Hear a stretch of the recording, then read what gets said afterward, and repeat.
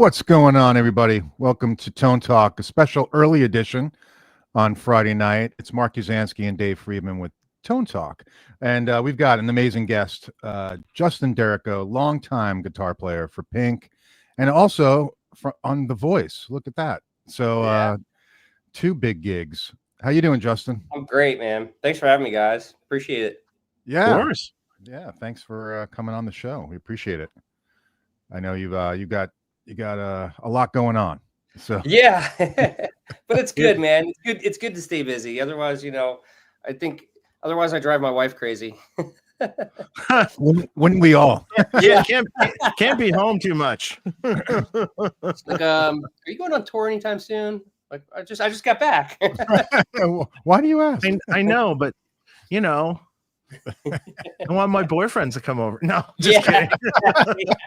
Oh shit.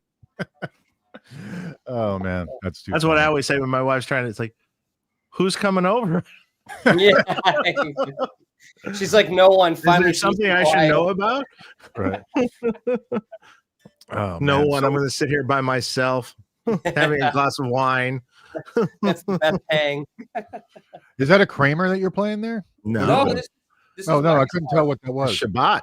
Oh, it's a Shabat. I thought. You know what I thought it was? I thought it was that herringbone. You know the one I'm talking about, the hollow bottom old fair. The Farrington thing, the old thing. The the Farrington. Yeah, I wasn't I couldn't tell. That's cool. Oh, it's a great Shabat, man. Oh my god. Yeah, it's cool, man.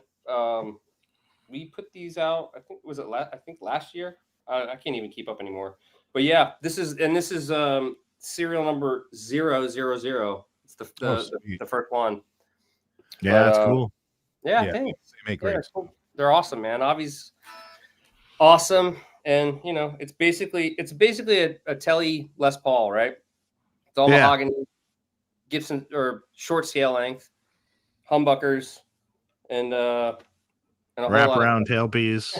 Wraparound tailpiece.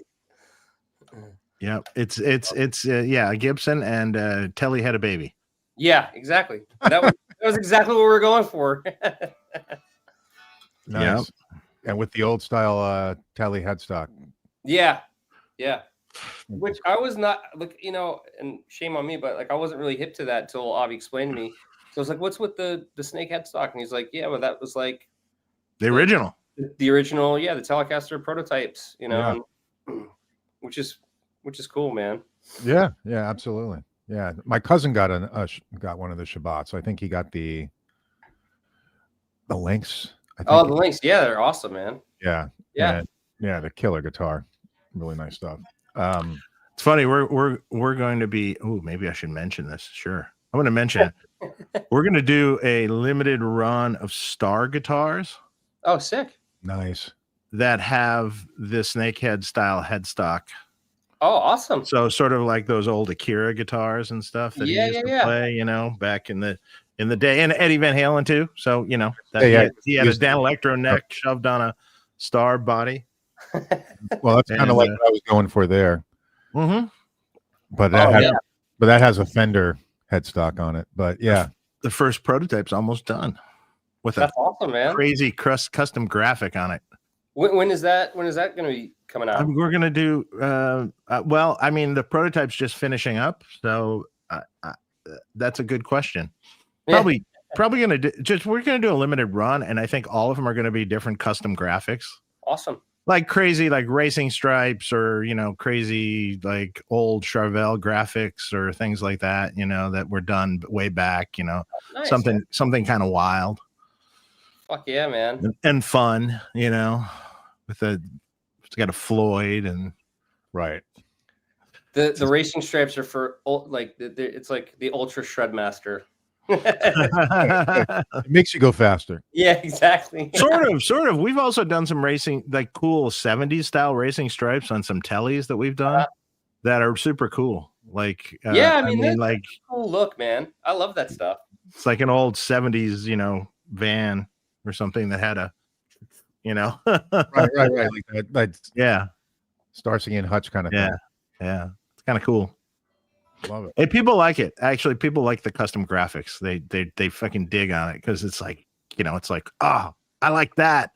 Yeah. Well, it's also cool that it's going to be a limited run too, so they're all kind of like basically like one of a kind. One of a kinds. Yeah, that's awesome. I think I'm going to make every single one of a kind. Yeah, I don't think.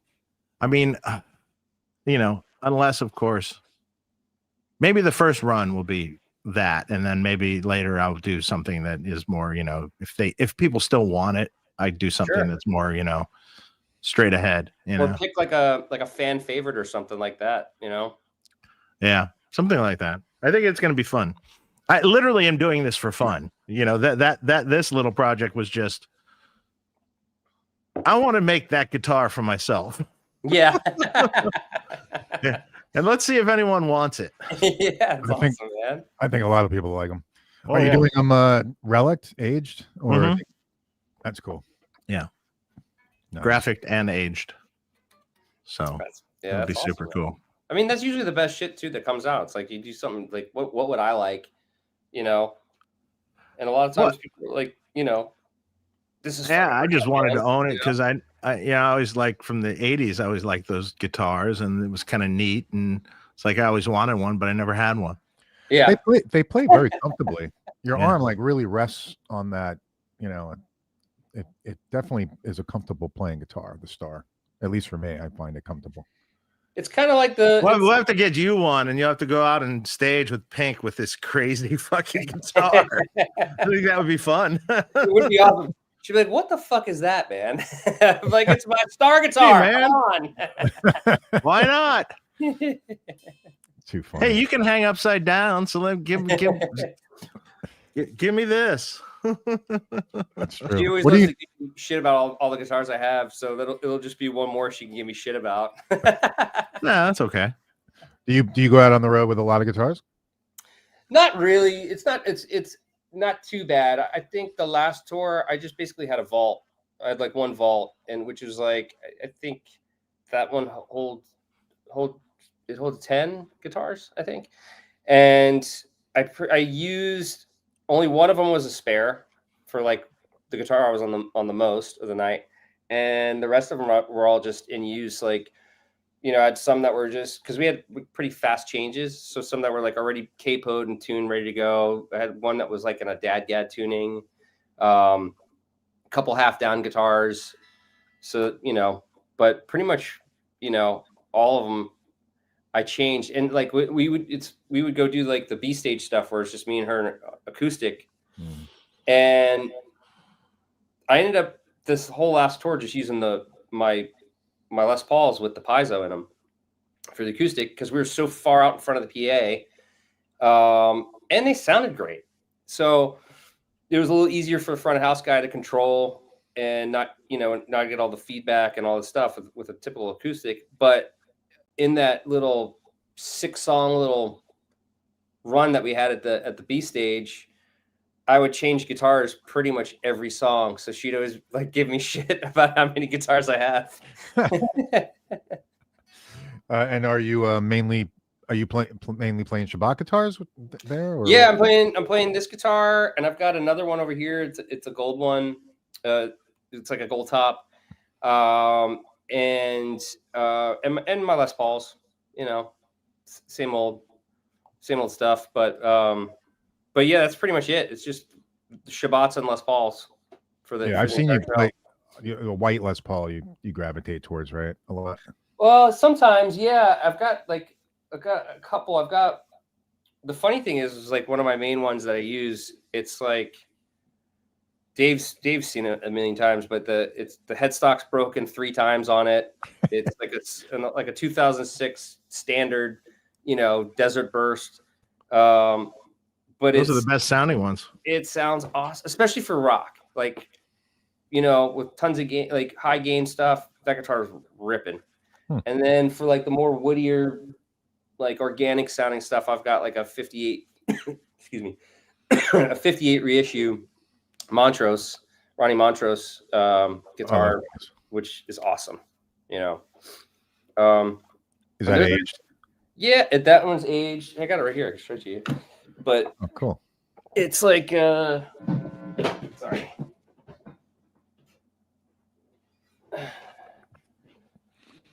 Oh, sweet.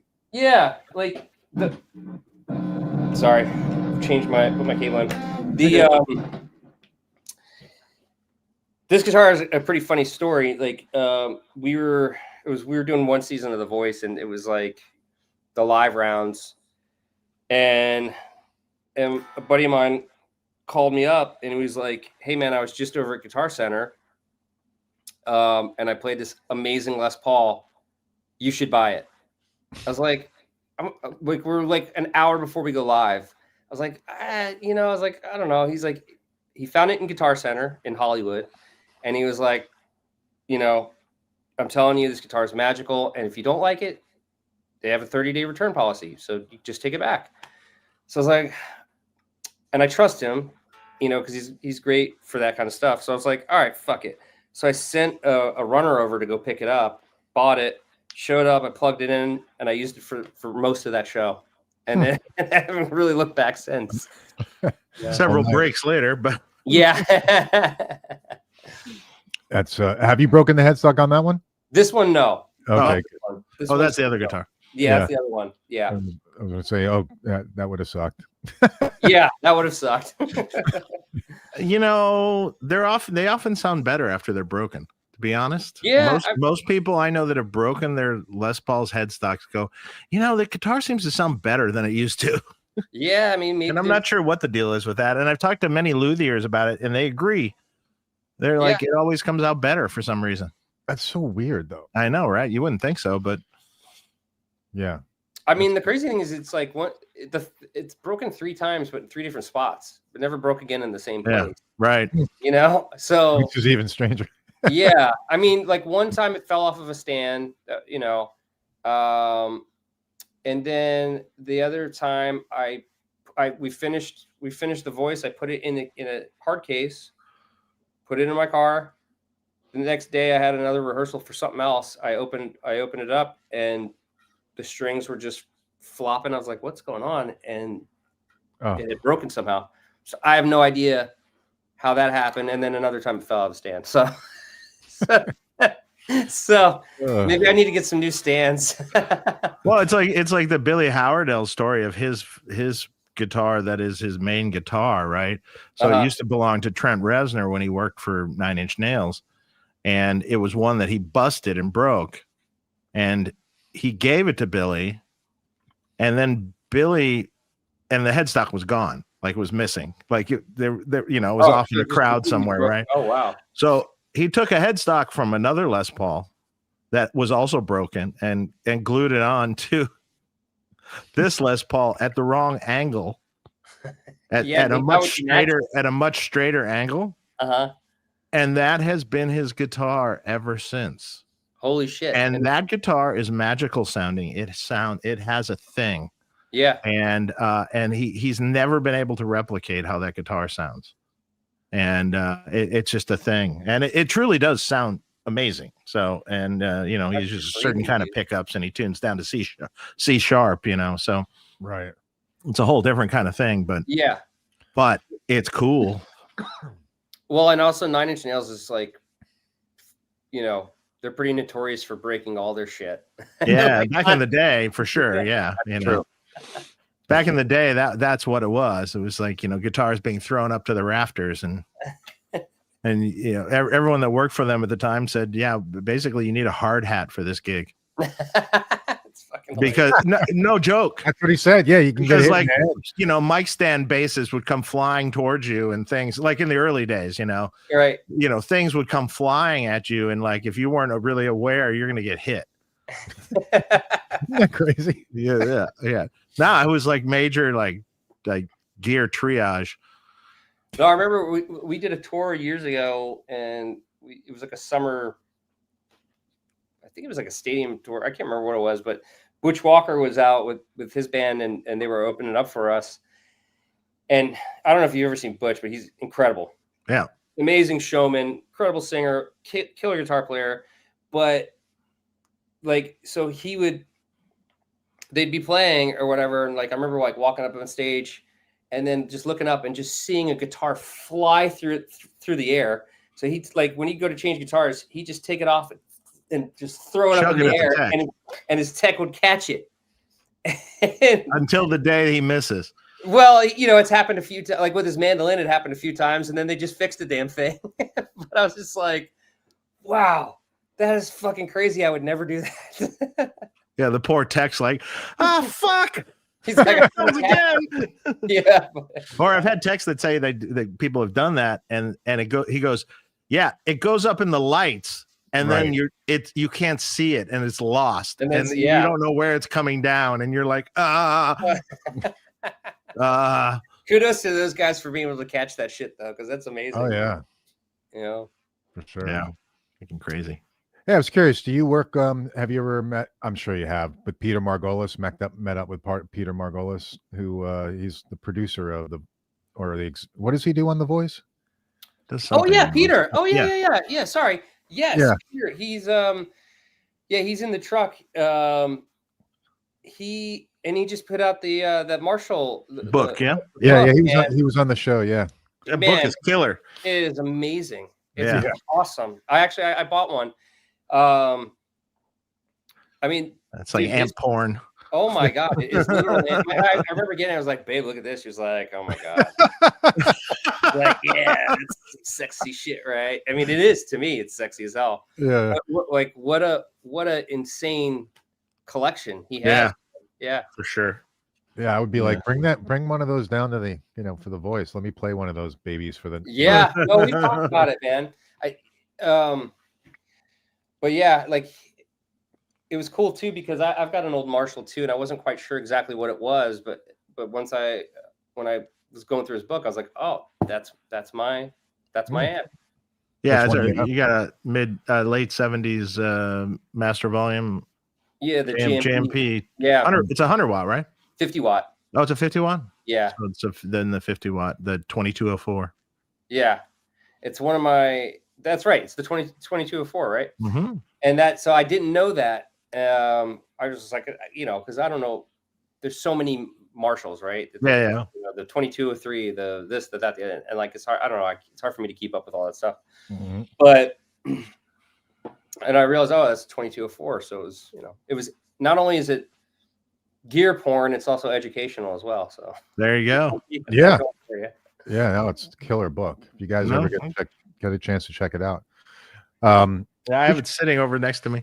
It's over on the shelf over here. We should probably do our sponsors while we're at it. May as well do it so we don't forget to the end. Let's do that. So Sweetwater. Make sure you guys check out Sweetwater. They've got their studio and recording sale starting October. So mics, monitors, and more. So lots of good stuff. Up to 50% off. Not on everything, that's for sure. Not on everything. Because that'd be a good deal. They got some good amazing. Deals. Yep, some killer deals going on. So also we have a link below in all of our videos. If you click the description, it's an affiliate link. If you use that and purchase anything through Sweetwater, it just gives us a little kickback to the show, keeps the show going. And also, let me share my screen for this one too. 1 second, because it's also Gear Exchange. Have you guys used Gear Exchange? I know that they're actually they got some artists selling now stuff on there. Oh, that's really cool. This is Sweetwater's basically version of Reverb, So but if you go on here, 0 fees. If you can, you sell on Gear Exchange, and I think then you can use whatever you earn as a Sweetwater gift card. So okay, you get 0 fees if you apply it to a Sweetwater gift card and you're going to buy something else from them. Exactly. Which actually a lot of times that's good, because if you want something like expensive or a pair of studio monitors or something good, they just like, well, I'm going to sell some stuff on there and then I'll just pay for it with that. Yeah, no fees. That's awesome. Here's a Shabat links. Oh, hey, there you go, man. Look at that. Yeah, on the used Gear Exchange. Yeah. Oh, the color shift. I always love those colors. Yeah, that's cool, man. Purple to blue. Yeah, killer. I like it. I don't know if I'd own a color shift guitar. I don't know why. I think it's cool. Yeah, I mean, I'm old school, right? I'm a little traditionalist with like I love that guitar that you have, Justin, right there. That's thanks, man. That color is bitching and it's bitching. So Yeah, over sunburst, it looks like. Yeah. Or I like bursts. I like the old school solid shit. But those things are rad. Yeah, I've got an Ibanez, I think an RG 550 that's got the color shift color. Man, speaking of Ibanez, I saw I think last week, whatever. I did iHeart with Jelly Roll because his band, they were on tour in England, and I guess they had a show in England, and basically the tube stations all closed down in London, and so a bunch of shows got canceled, and so they got postponed. And so he was booked to do iHeart, but the show got postponed to right around when the day after iHeart. So rather than him getting his whole band flying them out, they hired the whole voice band, and we went and did iHeart. But the cool thing is when I got there, Sammy Hagar was sound checking, and Joe Satriani was up there with a silver Ibanez. Yeah. Friggin' shredding his balls off. And it was I felt like a 15-year-old boy again. I was like, oh my God, it's Joe Satriani and Sammy Hagar. What the fuck is going on? And he's got the silver guitar. It was like, what? This is amazing. Like I woke up like a 15-year-old boy. Right, yeah, literally. That's funny because I was like 15 when I went to see Satriani. Yeah. Yeah. Man, he's still so good, man. He's just still ripping. Sounds amazing. Yeah. He plays. Well, great. that's sort of what Pete Thorne said. He goes, right. You just got to tour with him. He goes, I'm playing with Steve Vai and Joe Satriani. I mean, this is like the wet dream of my youth. This is a wet dream of my youth. Yeah, it would be. I mean, for sure. Yeah, he's got to be loving that. What are you drinking, Dave? Mike Torn asked. Tequila. Oh, nice. El Tesoro. Oh, nice. Which is an excellent tequila. El Tesoro. And it's gone now. I just had a little bit. I just have a little taste. Nice. People keep giving me bottles of tequila, and I have so many bottles in the kitchen over here that I'm just like, well, if I don't drink them beforehand, they'll get drunk at NAMM. Yeah, exactly. As you remember. As I remember, which was very fun, man. Yeah. So when you're at NAMM, you know where to come. Yep. I know. Oh, I know where free drinks are. Let's go. Yeah. That was awesome because it's not only is it free drinks, it's also a little bit of a break from hide in the little crappy office that we have. Yeah. Just sit there and it's just a little bit break from hell. You still hear the noise a little bit, but at least you're not surrounded by people. Yeah, I'm pretty sure it was about a 3-hour break we had in there. Yeah. It was. Yeah, there was lots of tequila drunk. Yeah, probably feeling good when you left. Oh yeah, yeah. That was fun. Which is truly the way to do NAMM. Yeah, I mean, a little drunk. I was only there for the Saturday, and man, which is awesome. But to do all, what is it? Is it still 4 days or is it just? No, it's 3 days now, yeah. So it's a little bit better. But man, to do all that, that's a lot, man. Oh man, try so we go in and set up the day before. That's it all starts, so we're there early in the day, and then you're doing that all day, and then the next day you come back, you got to do it again, and the next day you come back, you got to do it again, and the third day you come back, you got to do it again. It used to be 4. Yeah, it used to be 4. I remember that. Oh, you have to be careful what you do.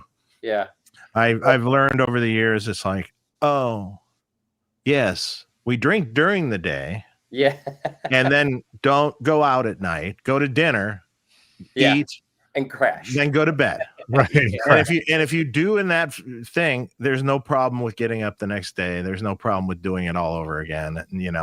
Yeah. But if you go out, that's when you're in trouble.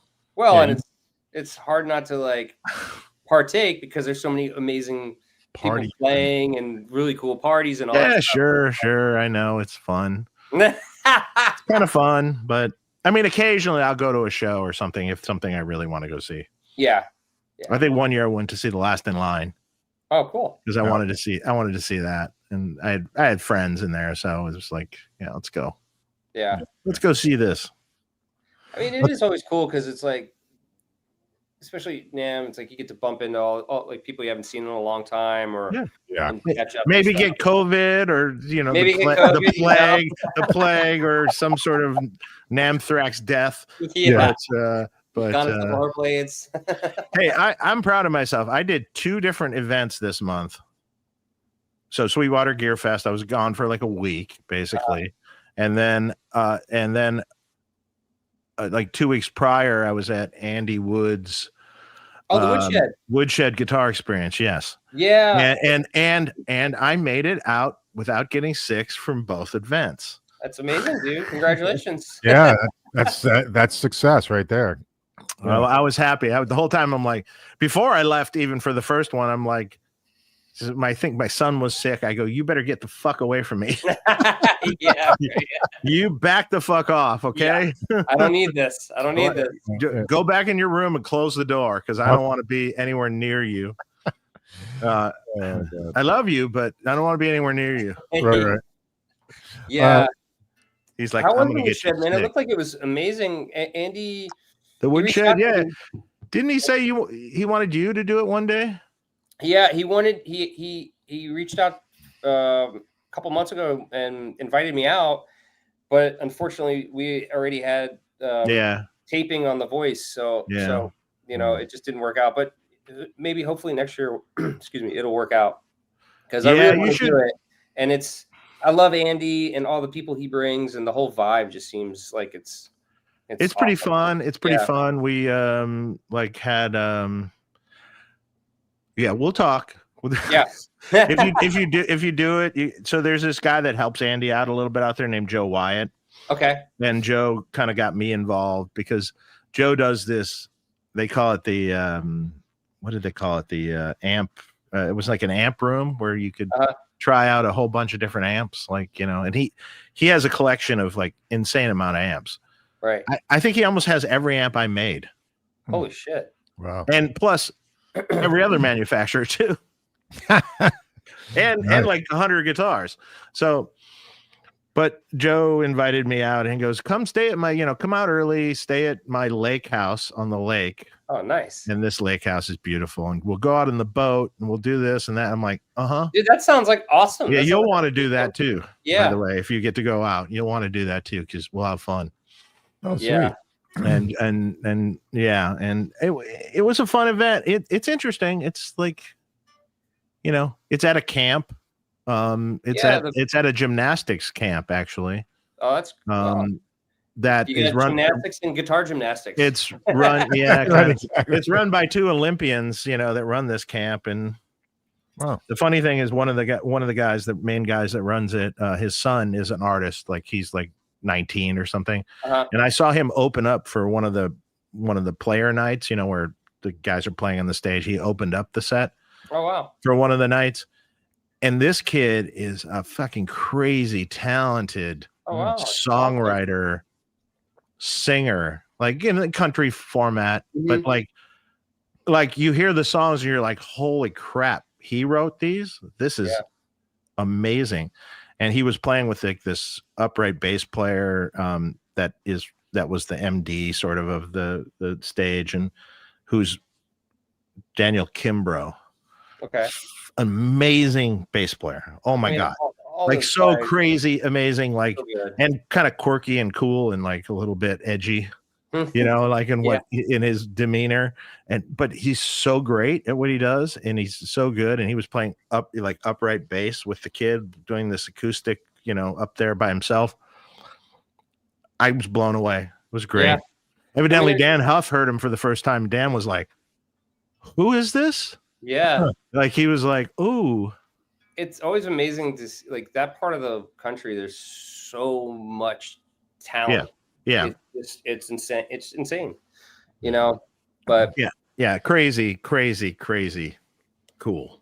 Well, it's good to hear that there's still people out there who are still doing it, right? And it looks like like it's cool too. Like with Andy's thing, he gets a bunch of different people every year, and everybody's amazing. Like, Yeah. like, you know, he had Dan Huff and Mark Terry, and then one year he had not to, you know, He had Joe Bonamassa before. He had Robin Ford before. He's had, Oh, wow. Jake Workman, all those guys, man, just burning frigging amazing players. We had and they had Paul Gilbert Gilbert this time. Paul was fucking amazing. Dude, Paul, when has Paul Gilbert not been amazing? That guy is but he's insane. doing this whole trip with slide, and like he'll play Oh. the vocal lines of the songs on slide, and like he's playing like Led Zeppelin songs, and then Robert Plant's vocal on slide. Yeah. And to hear him do it, you're like, wow, okay. And he keeps the slide like just attached to the guitar, like right on it's the crazy, and man. he's like grabbing it real fast, and he's going. He's got the whole thing down. This whole he's insane. He's insane. Yeah, he's got a thing, and boys, he's got a quirky personality too, and it's really interesting. You know, it's all like, yeah, he's great. No, he's I love, man. I love killer. Yeah. I'm going to jump back into just finishing up our sponsors here. So you guys, make sure you check out legendarytones.com for your hot mods. He's got the Lynch mod. He's got the Evo mod. And these are, you know, they plug into your amp and it adds an extra gain stage. So you can mod your amp without actually having to mod your amp, and gives a real beefy, you know, tone to your tube amp, I would say. You have to have a tube amp, obviously. So the next one is fixpedalboards.com. Tim's working on a new website too. Oh, good. Awesome. So all your little pedal board accessory needs and stuff, and lifts, bridges, all the fun stuff. Awesome, man. Pedal board fun stuff. Yep. You can trick out your pedal board. And last but not least, Thomann in Germany, for all our European guys, the Sweetwater of Germany, so to speak. Oh, cool. And they have everything. Yep. Including a bunch of their own products. Yep. They do. So check them out. And we appreciate all our sponsors. So thank you. Back to it. So Justin. Yeah. Tell us, when did you join with Pink? I think I read it was like 2007. 2006, actually. 2006. Okay. Yeah. Yeah. It was awesome, man. I, went and auditioned, and basically they pretty much hired me on the spot. Like, I waited around. There was, it was a handful of other guys auditioning, and they had me wait. And after it was all done, they're like, all right, we'll see you in a week in Budapest. And I was like, okay, cool. So I got the gig because, back then I'd do a bunch of auditions, and some, you get some, or you wouldn't get a lot of them or whatever. But sometimes you just didn't hear anything, whether, obviously you didn't get the gig if you didn't hear anything, but it was nice I thought it was interesting when I felt good about it when I auditioned, because I was like, all right, cool. Maybe I've got a shot here, and luckily I did, and I've been there ever since. What was the auditioning process like? Did they give you like a set of songs you had to learn ahead of time, or? Yeah, so they gave me a handful of songs, like Just Like a Pill was one of them, and Who Knew. I'm trying to think, maybe Party might have been another one, and I think Dear Mr. President was one of them. And yeah, we basically just went in and played the songs. And like, I remember we played Who Knew, and then she wanted to hear if we could solo, so I got to rip over that. And pretty much like right at the beginning, before I even started playing, like, we just kind of shook hands. I was just kind of like, I think me and her are going to be friends for a really long time. Like, I don't know what that feeling was, but we just both just sort of had this. She likes guitar, though, right? She loves guitar. She loves guitar. Yeah.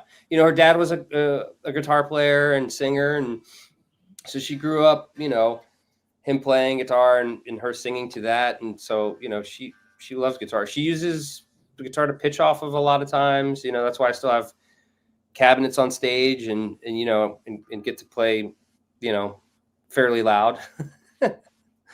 But nah, man, it was really cool, man. It was yeah, it was, and I think there was like maybe 10 or 15 other guys that were trying out at the time. A lot of guys who I'm still really good friends with, actually. You know, I met them there at that. So Right. It was a crazy day. How'd you get the audition? How'd that work out? So it was through Paul Merkovich, who's our MD on The Voice, and I auditioned for something like a year prior to that you know I just didn't get, but he was there in the audition, and he just, I guess, sort of filed me away in his brain, and then literally a year later when it came up, he was like, "Hey man, I got this awesome." He didn't tell me first who it was. He said, "Oh, I got this amazing artist that I think you'd be great for. You know, you should come to the audition." And so I was like, "Yeah, sure." And then I called him up and he told me who it was. I was like, "Holy shit, yes, please! I want to be there. I'll be there." You know. Yeah, right. But yeah, man, it's been an incredible ride, man. I bet. She's just amazing, man. She's just one of the greatest people I know, man. She's just like family at this point, you know.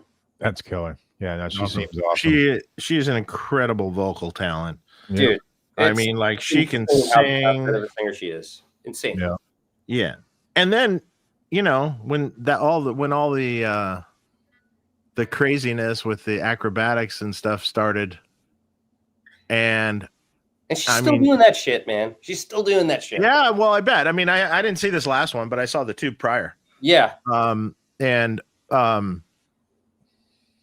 yeah, that's insane stuff. You know, that's insane. Training for that and doing that kind of stuff is insane.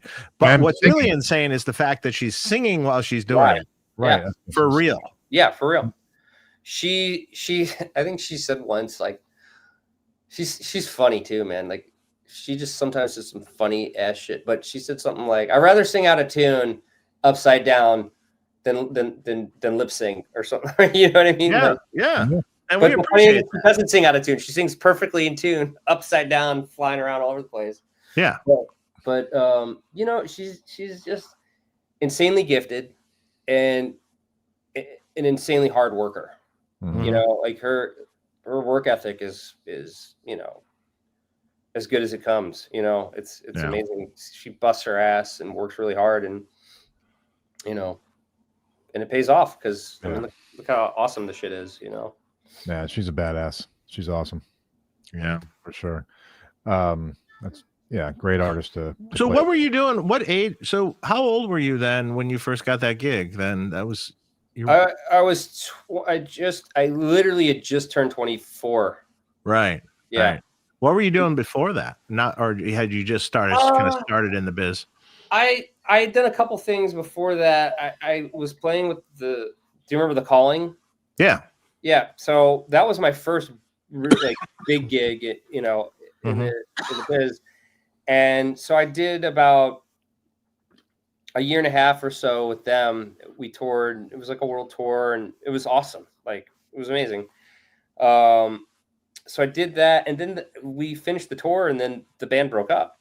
And so I was like, it was this crazy thing, because at first I was like, holy shit, I made it, you know? And then a year later, it's like, no, I didn't, because now, now what am I going to do? And, you know, I was new to the business, didn't know how stuff really worked and all that kind of stuff. It was a bit naive. But so after that, I started just going on auditions and with, you know, through Bear Squire. Yeah.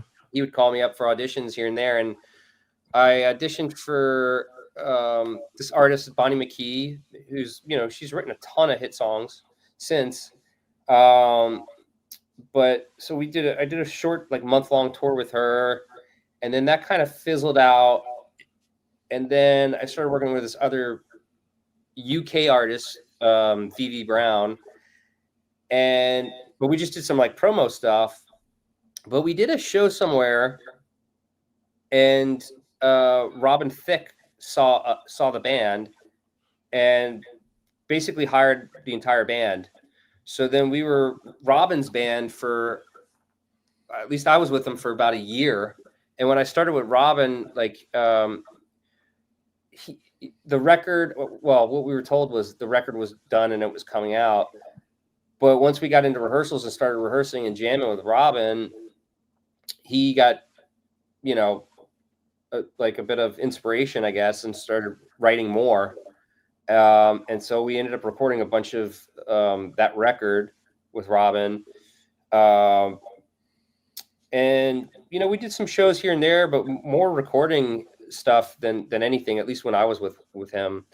And then also that was another thing. That was another way I kind of got into the Pink camp, because one of our managers came to a show that we did at the House of Blues in Hollywood, and saw me playing, and I obviously they were looking for guitar players. So he had said to her main manager, I guess they had talked about me already and mentioned it to Paul, and Paul brought me out. So I think like having known Paul and them seeing me and sort of vouching sort of helped get me into the fold. Oh, okay. Yeah. Now you're from Virginia. Yeah. So when did you move to LA? So I moved to LA in 2001. Oh, okay. Yeah. And I came out here. I really came out here to go to MI, because I went to a music school in Virginia for about a year and a half. I did 3 semesters basically, and then obviously I was such a huge fan of like Paul Gilbert when I was, still obviously, but back then I was like, I had all the Terrifying Guitar Trip instructional videos and big records and Racer X stuff and all that. And I just, first time I heard him, it just blew my mind. So that's kind of what got me hip to GIT. And so I moved out here about, I don't know, almost a year prior to when I started going to school there.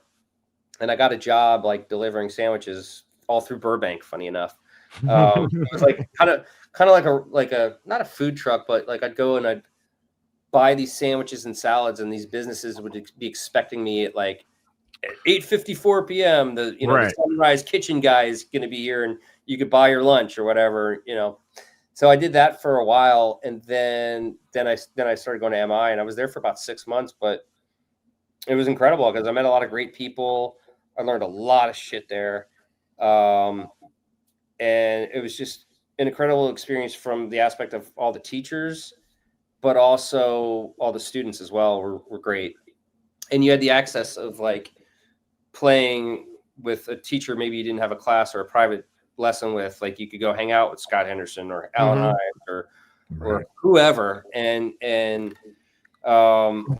was just, you could be in the room and jam with them for, 5 or 6 hours and be like, wait, what the fuck was that you just played? Show me that, and that with the teachers and the students was an amazing, environment. That's we just got an interesting question. Perfect timing. Javier Montoya says, Justin, I was at MIGAT around the same time you came through in 2004. So you came out blazing. What's your favorite Dan Gilbert teacher memory? Cheers. My favorite Dan, I'm trying to think, man. Oh man, there's a lot of them. I mean, Dan. I don't know if you guys know Dan Gilbert, but he's incredible instructor, incredible player. I just remember him being like really. I learned a lot from him for one, but I remember him just being really funny. And sometimes he'd joke around and he would improvise and play solos at the beginning of class, and like we'd walk in or whatever. And he'd like kind of be messing with us, and like he'd be like ripping, like playing all this crazy shit, and then he'd like turn around so you couldn't see his hands, and like, but it was just kind of a funny thing. But yeah, I don't know, man. Dan was just awesome. That's cool. Yeah. Thanks for the super chat, Javier. We also have a super chat from Hunter Ralph. Thanks for the super chat. Your playing is glorious, Derrico. Thank you. Would you ever form a rock metal band with a singer? And he says, secondly, what is your favorite Les Paul year model that you own? What's your favorite Les Paul tone? God bless.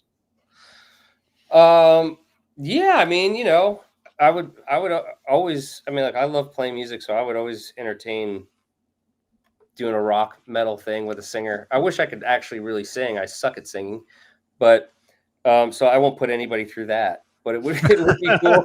It would be a fun thing to do. I love, and as far as my favorite Les Paul that I own, that's a tough one. I think that the Montrose is certainly one of my favorites for sure, because it's just a guitar that I can basically get away with a lot of things on. I could play country on it because it's like when I go to the bridge pickup, it's really bright. The pickups are not crazy high output, so like it's got a nice woody organic thing to it. But then when I turn on the lead tone, and it sings, it rips. And if you're talking about what's my favorite Les Paul tone of a player, that's tough. That's a tough one. That's a tough one. I mean, are we talking more vintage, or are we talking more yeah, modern? I mean, if we're talking vintage, I would say, I mean, Jimmy Page, but if we're talking more like shred stuff, I'd say maybe John Sykes. That's what I was just going to say. I mean, his tone. The two people I was just going to say were those exact two people. Yeah, it's funny. Yeah, I mean, Jimmy Page's shit was so good, man, so good. Yeah, some of it was telly. Yeah, true. A lot true. of that stuff was telly stuff, but like all that live stuff of him when he's playing the Paul and everything was just. Oh yeah, I assume you saw the movie. I saw them live at the O2. Oh, did you? Well, oh, did you? I managed to go. I was in. Tell me about it.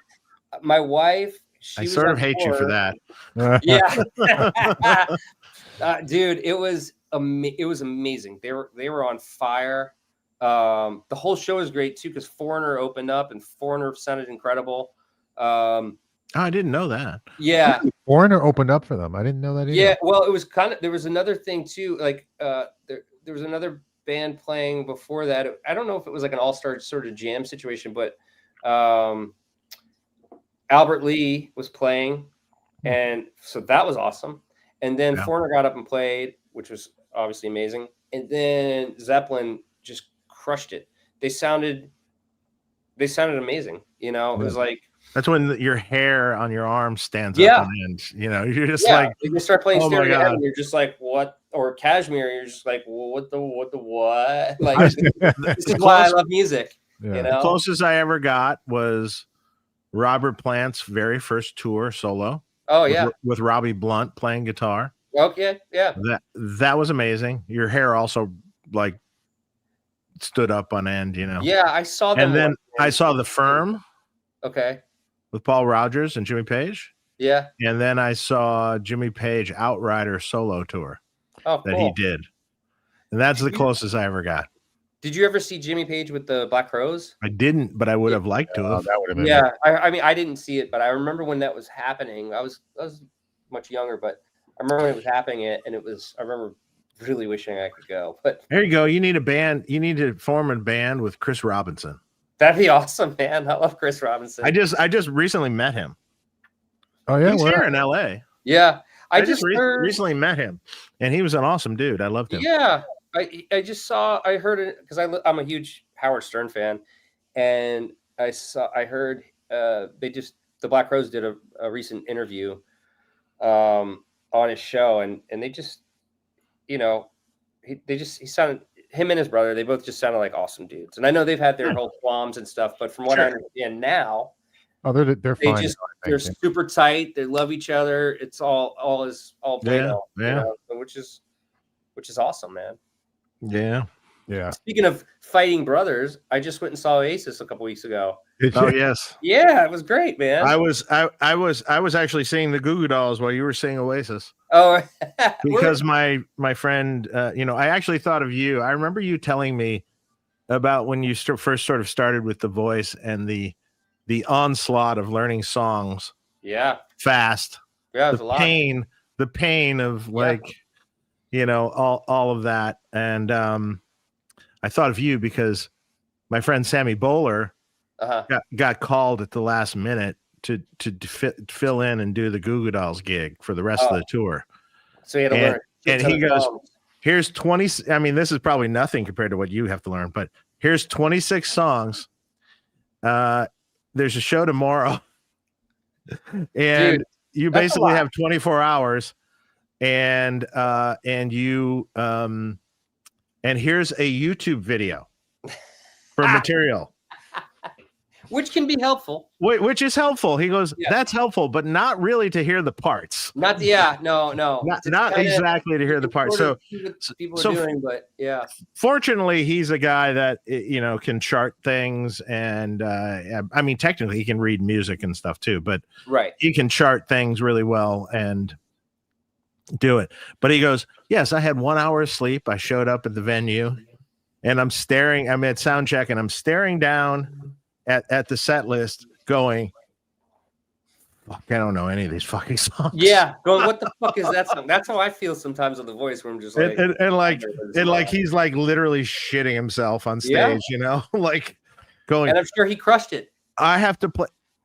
He pulled it off. He goes, the first night was not great, but I pulled it off. I was able to pull it off at least.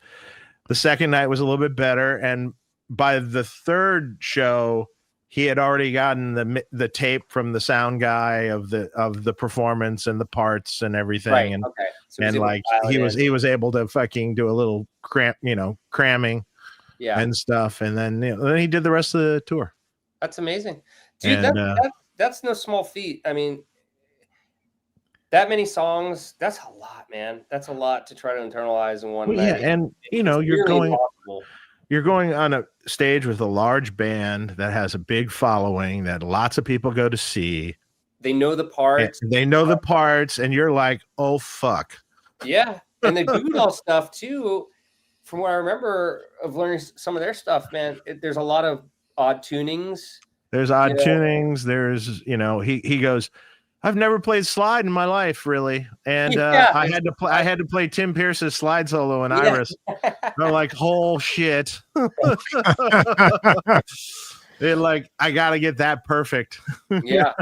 He figured it out. He's a pro. So I mean, I knew that because I recommended him, and I knew he could pull it off. So I was like, you pull it off. He goes, fuck you. Oh man, you can do this. You can do this.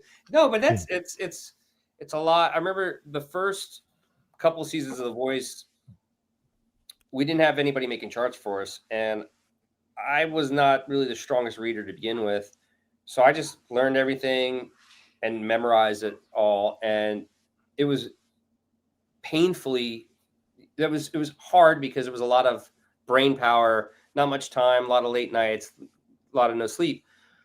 But the other side to it as well, compared to doing it now, because now we have charts and stuff like that, and it's a lot, which has made life so much easier. Mm-hmm. We still have to listen to the songs, still have to go through everything. But the one thing that was really hard about that in the beginning was communicating within the band. Like, you might be calling like the pre-chorus, like the bridge, or like might have different terminology, where now with charts, it's like, hey, at bar 52, are you hitting a D over F sharp there? Or is it, what chord are you playing over there? Mm-hmm. So like when we're all trying to work out like the fine details of stuff, it's so much easier to communicate, where back then it got it could be at times confusing, Yeah, for sure. Yeah, that's what I remember when you were first doing it. You were telling me you learned everything just like that. So that reminded me of the Sammy thing. Yeah, man. I feel his pain, fuck. bro. I feel his pain, man. It's tough, man. It's tough, and especially on a big stage like that where people are really listening, and especially the Goo Goo Dolls. It's a big guitar band, like Yeah. That's a good. guitar Yeah, driven, I saw him. Yeah, I was seeing him at Greek Theater when you were seeing Oasis, Oasis, yeah. and it was a great show. I Yeah. mean, by that point in time, he had already played a ton of shows. So, but Yeah. it was great. It was great. We all hung out and it was fun. So, and then I didn't know Johnny Resnick was such a gear guy. Yeah. I mean, he had cornered me and started talking gear with me. Really? Oh yeah, for like at least 30 minutes straight. That's Wow. awesome, man. He's going to be on the show eventually here. So we got to Awesome, dude. Yeah, he's going to come on because he actually really likes, he's been a guitar player all his life. He loves gear and he loves studio gear. He loves more than just like, he loves mics and things. Yeah. Yeah. So Justin, tell me, what's the process for, each show for The Voice? Like, how are you, what are they doing with the songs? They give you the songs ahead of time. You have to learn them. Like, I'm just curious how it works. Yeah. I mean, for the most part, yes. Sometimes it depends on what part of the show we're in. Like for like all the stuff that's taped, like the blinds and the battles and the knockouts, we'll get the songs as they get them approved and as they come in. Right. So like for the blinds, they spend a lot of time beforehand figuring out who's going to do what songs. And usually it's about, anywhere from about 90 to 120 songs. Right. Wow. Just depends on how many people we have. And usually what'll happen is I'll start seeing all those songs sort of flow in about a week before rehearsals. And then what we'll do is when the band will come and rehearse, and we typically will do like just the band without the artists. We'll do like 15 songs a day, and we'll do it, over whatever, 5 or 6 days, something like that, or maybe longer, depending on how many songs we get. So we'll kind of iron out, what we're doing. I'll put shit in the box because if like we do everything to a click. So like if there's like a country song with 8 million guitar parts on it, I'll put some of the acoustic stuff in there. Some of like the more filler stuff, I'll figure out what I'm going to play live. So we do a lot of that prep work beforehand. But then the thing that's crazy is we do a lot of that prep work, but it's a good thing and it's a bad thing because the artists will come in, the contestants, they'll come in and they'll want to change it. They'll either want to flip it or they'll want to slow it down or or drastically change the key. So then all that work goes out the window. The only good news about all that work that was like prepped is if that song ever comes back, at least it's been done already. You know what I mean? Wow. So, but typically what happens is like, cause I'm so busy sifting through all that stuff with all the extra parts and stuff. It's almost like I don't really have time to figure out exactly what I'm playing until about the night before. So the night before I'll kind of go through everything and solidify what I'm doing. But then sometimes when we go live, we have a show Monday night and then Tuesday results show. After the show on Tuesday nights, we would maybe get a handful of songs for the next week. And so we'd learn them on the spot and then film the coach coaching the contestant. So, and then the next morning we do the same thing. We get the rest of the songs and the band will just take about an hour and a half or so, bust through all those songs, learn them as best we can. And then, the contestant comes in and we film all that. They call it reality. That's when they're coaching them. And then the next day, the whole band meet with the contestants and then we just dial everything in. And then Friday, if there's shit left to do, like any extra recording stuff that we need to do to kind of polish it all up, we'll all go home and do that. And then Saturday and Sunday are camera blocking days. And then it just all starts over again the next Tuesday. So basically, we have a 2-hour show That's all. that starts from 0 Tuesday night, gets pretty much solidified by Thursday afternoon. Wow. In terms of A lot of work. Yeah, That's it's a lot. of work. It's a lot. I was going to say, I can imagine that when the artist comes in and they're like, I want to change the key and I want to slow it down. Like you're like, oh my God, I'm going to kill this person. I mean, sometimes, the thing is, it's like sometimes people come in there and they want to change. The key is one thing because we got to find what's going to sit right for them vocally. True. And that's not a big deal. A lot of times, especially if it's like a half step down or whatever, man, I just grab a tuned down guitar or, whatever that or capo stuff, that's not a big deal. But sometimes people come in, they want to change stuff that isn't enhancing the song. And I feel like for a lot of times we're pretty good at like, we'll go through the process, we'll investigate it. And if it's not good, we're like, this isn't great. Maybe we should go more this route or more towards the original or whatever that thing is, But sometimes people want to change stuff just because other people are changing stuff. They might sound great and everybody wants to put their own stamp on it, make it their own. But sometimes when they just sing the song as it is with their voice, they're putting their own stamp on it because of the way the tone is and their whole thing. Yeah.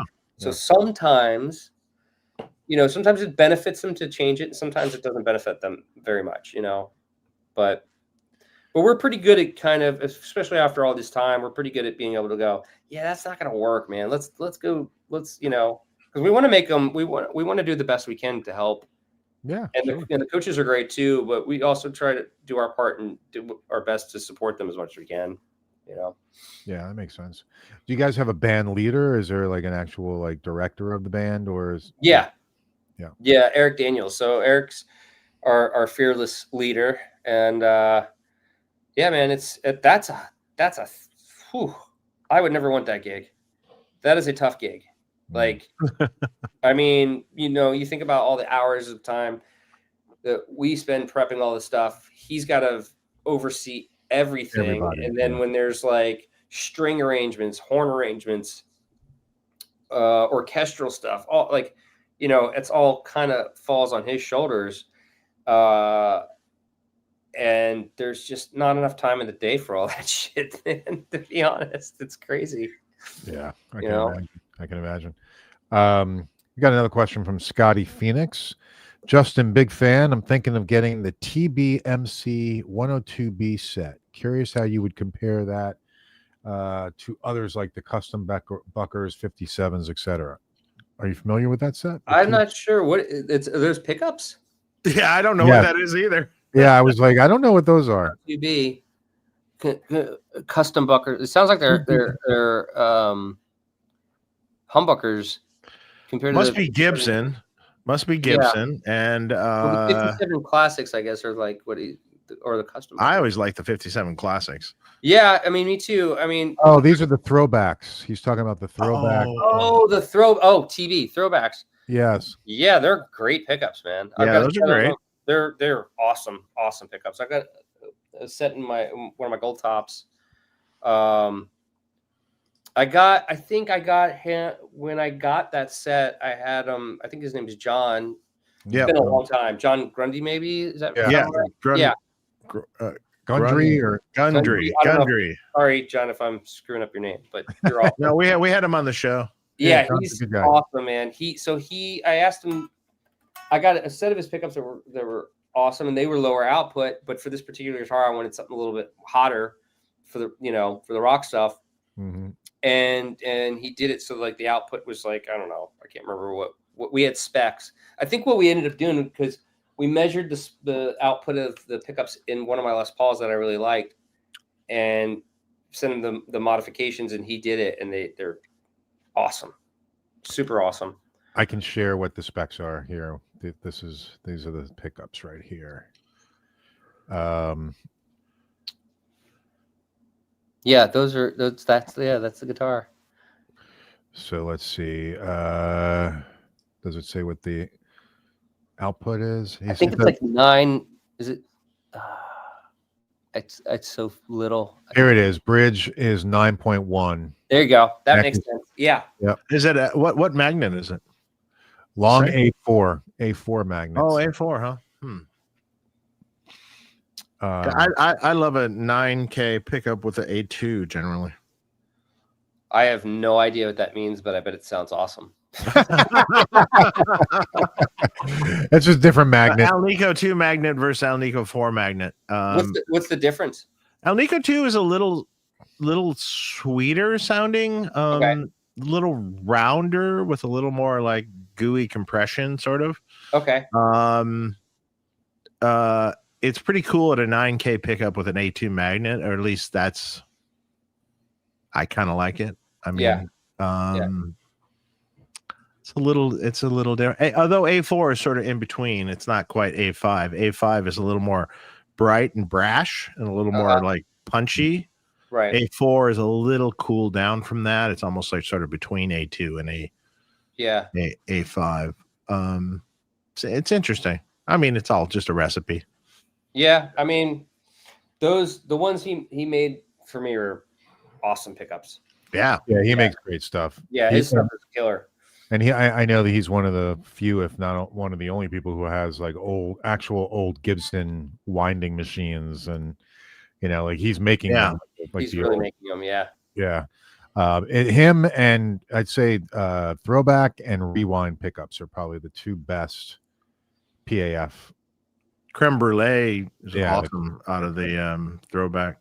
Not throwback. Rewind. Yeah. And I have a bunch of those pickups. I like them all. Yeah. They're killer. So are you a gear guy, Justin? I mean, do you have like tons of gear? I got tons of shit, man. I got a lot of stuff. Pedal guy? Do you like pedals or? Oh yeah, I love pedals, man. I got pedals, amps. I got Well, the rig used to be a big pedal drawer with a bunch of pedals, with a Friedman amp and a Bogner amp, and you switch between it all. You can see and that's it back there. It's back there. It's hard to see the whole thing, but yeah. But he had two of those racks. I got two of them. Yeah, and it's just full. Like it's got. Are you still using one of them at all in the voice or not? For the voice, I've just been using the Fractal. But, probably the little guy, probably. Yeah, it's just easy. It's just easy because, like, I could do all my presets and then pull it up, and it's just the same. You know what I mean? Especially like if old songs come back, I could just pull up the thing. But this, I've got it all set up here, and I've got cabinets in another room that are all mic'd up. So it's all wired into my recording studio. So I use that quite a bit actually still. And I got a bunch of Boss pedals. I got the OD3, I got a CE2, I've got a Dimension, is it the purple one, Dimension C. Yeah. And then I've got the Strymon Flint, got a Boss DD500, what's the compressor I got? It's the Keeley. No, sorry, it's Wampler compressor. And I got a POG in there. I got an SDE 3000, which is awesome. Remember when we put that in there, man? It was like, yeah, man. That sounds awesome. I love that pedal. Yeah, I love it too. And then we got everything. I got the Amp Pete switchers in there, the 444 amp switcher. Yep. Yeah, and then all the RJM stuff, the loops, and when we first did it, we did GCX, we did all the Voodoo Lab stuff. Yep. And then I guess I don't know if I was hip to RJM or if they'd come out a little later after we did the rig, but then that stuff came out, and so I started using their stuff, which is amazing. Yeah, you swapped out the floor controller at one point in time. Yeah, your tech did that one. The floor controller, and yep. Yeah, I mean that was a whole nother thing too that was really cool, because on the GCX, you do all your programming on the board, with your feet, and like at first I was like, oh my God, when we built that rig, I was like, I don't know, because I'm not the brightest person in the world. I was just like, this is overwhelming. It's funny you say that now. Yeah. And now, I mean, well, I've gotten used to it now a little bit. You know, it took a minute, but you know, had to dive in. Right. Question here from Purposeful Porpoise. Did Page ever tour with Coverdale Page stuff? You know, they only did. I just looked this up. Some shows, right? It was a 7-show tour in Japan in '93, and that was it. It was just to promote the album. Oh, and they didn't do a full tour on it, which was horrible because that would have been great. That would have been epic, man. Yeah, that would have been awesome. Yeah, I never saw Page live. I haven't seen him live either. Well, actually, no, it's not true. I saw him at the thing. I saw him. You saw him the O2. Yeah. Unfortunately, but I saw Whitesnake. I don't know, maybe 5 or 6 years ago, and Joel Holkster was playing guitar and Reb Beach, and who was playing? I can't remember who was playing bass, and the drummers, Tommy Aldridge, right? Yeah. They sounded incredible. Joel's ripping, Reb's fucking just so badass. Like the whole thing was, and Coverdale sounded incredible, man. Like, how the hell can that guy still sing that high? I don't really know. But when I saw him, it was they were crushing it, man. That's awesome. Yeah. See, I knew you were right, Justin. We were going to get a question about those boxes. Oh, the cardboard. What's the boxes? I was gonna. Well, I can make up a story. You're doing something to your house, and someone stuck it all in your studio. Yes, that is actually the truth. You were gonna say it was like a bunch of gear, but it's actually 2 bathtubs. We're about to do a renovation, and we've been waiting on the freaking permits forever. So we ordered this a while ago, and so we're just waiting till we get our permits, and then these will go away. But for right now, they're in my studio. Too funny. I'm sure you can't wait to get rid of them. I mean, yeah. I even told my wife, I was like, can we just put them in the fucking bathroom? Like, we don't even have to hook them up. Can we just get them out of here? But yeah, I bet. Yeah. Did you guys hear that G&L Guitars is closing up? Yeah. No. Yeah, they furloughed. They furloughed their people, and they might be getting bought by Fender. What were you going to say, Dave? Yeah, I was going to say something like that. Yeah, okay. they're getting bought out by Fender. I mean, that's not a terrible thing, but I mean, yeah, man, I guess a lot of these companies, it's kind of a crazy world right now. It's tough times. Yeah, it's hard. I mean, it's. I mean, how's it been for you in the amp business? I mean, the amp business has been okay. I mean, it's been okay, but like it's. I mean, with tariffs and all this stuff that's going on in this world, like the tariffs are insane. And is that tariffs are insane? I mean, like it's basically everything you buy is costing you 30% more, roughly. Yeah, roughly. And which, like a friend of mine posted something. A friend of mine, John Cusack, who we've had on the show, that makes pedals and stuff for people. He posted. He goes, "Here's a $15,000 bill that of parts I purchased. And here's the $8,000 added on tariff." Holy shit. So, you think, so that's, that's like almost 50%. I mean, like of the thing. Yeah. So, I mean, I don't know, we're not going to get into this really, but how does this make American businesses thrive? No, it's crazy, man. It's if you're in the electronics world, you can't buy parts that are made in America. Yeah, it doesn't exist. Right. It's like you can't buy coffee made in America either. Coffee is all made in Colombia, or different places, Brazil and different things. Right. You literally can't grow it here. How How do you? Yeah, I mean, well, I mean, I'm you not know, going to get into this deeply, but yeah, but it's I hard, mean, man, it's because it's screwing up so if you want, with your livelihood. and please don't tell me we're going to make it here, and that's a really viable option, because it's not. It's just not a viable option. It, a semiconductor plant might be billions upon billions of dollars to set up. Right. And then you still need people to actually do the technical work involved in that. The amount of training, the amount of everything else that would be involved with that. And then the amount of wages that everyone's going to want to get paid and everything. It's just not going to happen. Yeah. I'm sorry. It's just not going to happen. Yeah. It can't. They're not going to make tubes here. We can't make tubes here. So I don't see the point.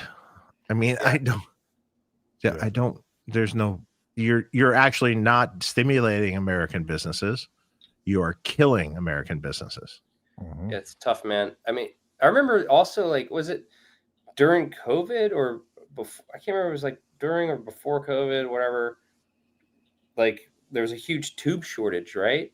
Yeah. That had happened, but I mean, that is still a little weird with the Russian thing with Ukraine, with Ukraine and that war going on. That's still a little weird. You can't really get it's cost prohibitive to buy Russian tubes, really.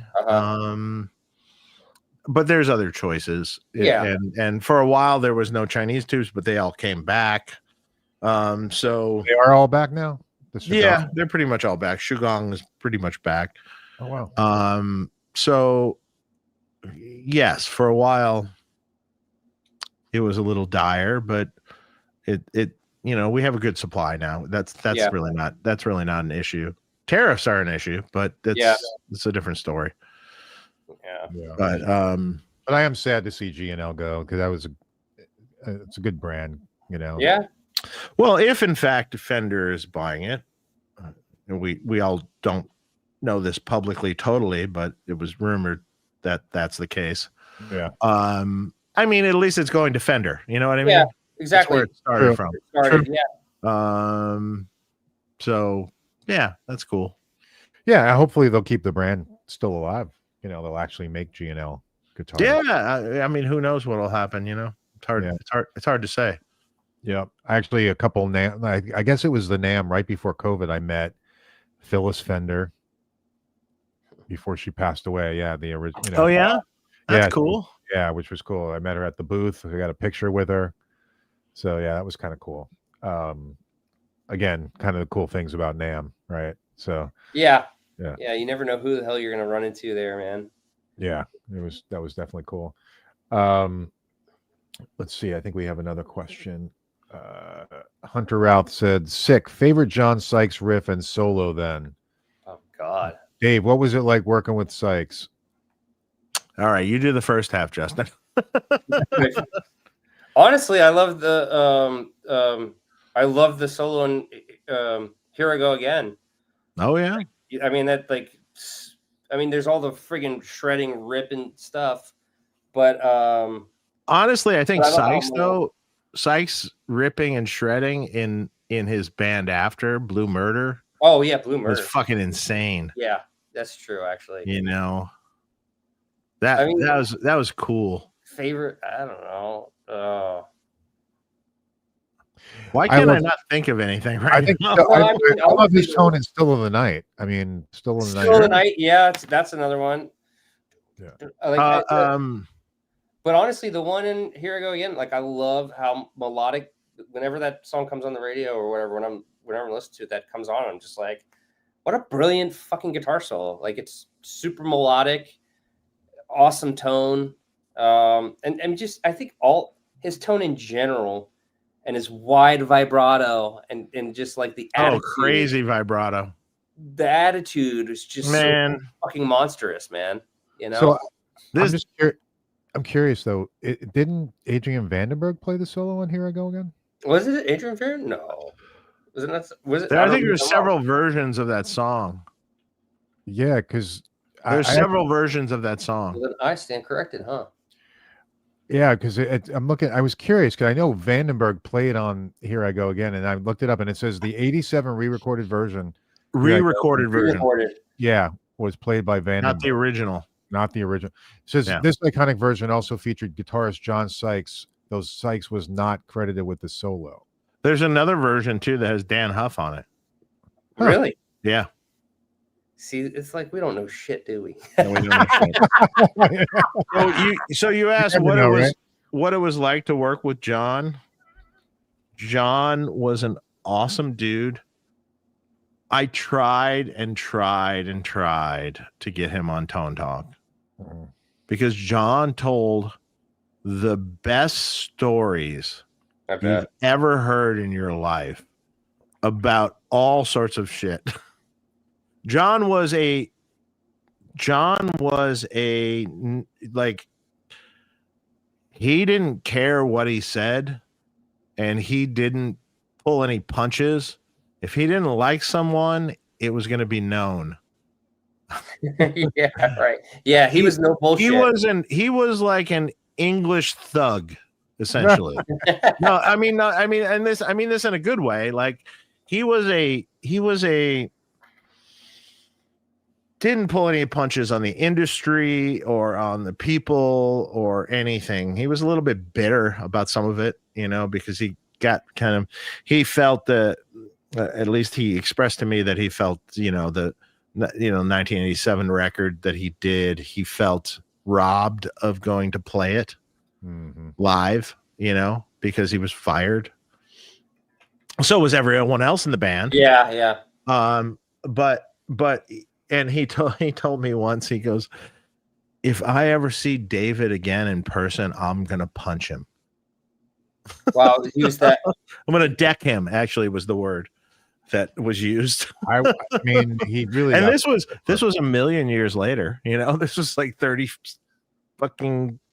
almost like 35 or 40 years later. Wow. Yeah, he said that.